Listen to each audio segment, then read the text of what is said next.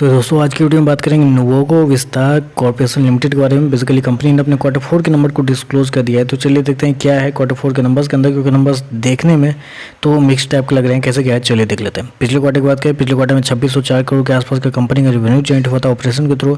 पिछले साल 2930 करोड़, जबकि इस क्वार्टर में कंपनी की रेवेन्यू 2928 करोड़ के आसपास है। तो साल दर साल देखें तो साल दर साल कंपनी का रेवेन्यू ऑलमोस्ट फ्लैट है, कुछ चेंजेस नहीं देखने को मिले। लेकिन क्वार्टर जाते हैं तो क्वार्टर कंपनी का जो रेवेन्यू है उसके अंदर अप्रोक्सीमेटली आप बोल सकते हैं 10% के आसपास की तेजी आपको देखने को मिलेगी।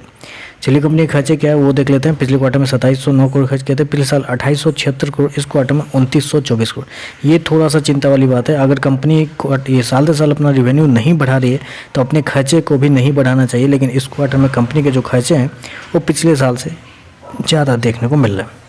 चलिए कंपनी का ओवरऑल प्रॉफिट क्या निकल के आता है वो देख लेते हैं। तो देखिए पिछले क्वार्टर में क्या होता है, पिछले क्वार्टर में कंपनी का प्रॉफिट अगर देखा जाए तो कंपनी लॉस में थी, अप्रोक्सीमेटली 75 करोड़ के लॉस में थी। पिछले साल 29 करोड़ का लॉस था, जबकि अभी देखें तो कंपनी 29 करोड़ का प्रॉफिट था, जबकि अभी देखें तो कंपनी 201 करोड़ के प्रॉफिट में आ चुकी है।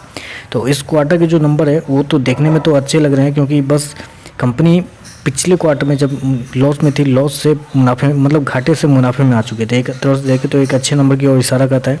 ऊपर से पिछले साल कंपनी का प्रॉफिट मात्र 29 करोड़ था, जबकि अभी देखें तो 201 करोड़ के आसपास है। लेकिन मैं आपको एक चीज़ हाईलाइट करवाना चाहूँगा, इस क्वार्टर में कंपनी को डेफरल टैक्स में 601 करोड़ का फ़ायदा हुआ है। अगर डेफरल टैक्स से पहले जाते हैं तो पिछले क्वार्टर में कंपनी का प्रॉफिट 100 करोड़ के लॉस में थी कंपनी। पिछले साल 64 करोड़ का प्रॉफिट था, जबकि इस क्वार्टर में मात्र 6 करोड़ का प्रॉफिट है। 90% के आसपास की गिरावट है साल दर साल कंपनी के प्रॉफिट के अंदर। तो ये भी थोड़ा ध्यान में जरूर रखिएगा। बस नंबर्स पढ़िए नहीं, नंबर समझने की भी कोशिश कीजिएगा। ईपीएस की बात करें, ईपीएस पिछले क्वार्टर में 2.11 है, पिछले साल 0.81, अभी देखें तो 5.63।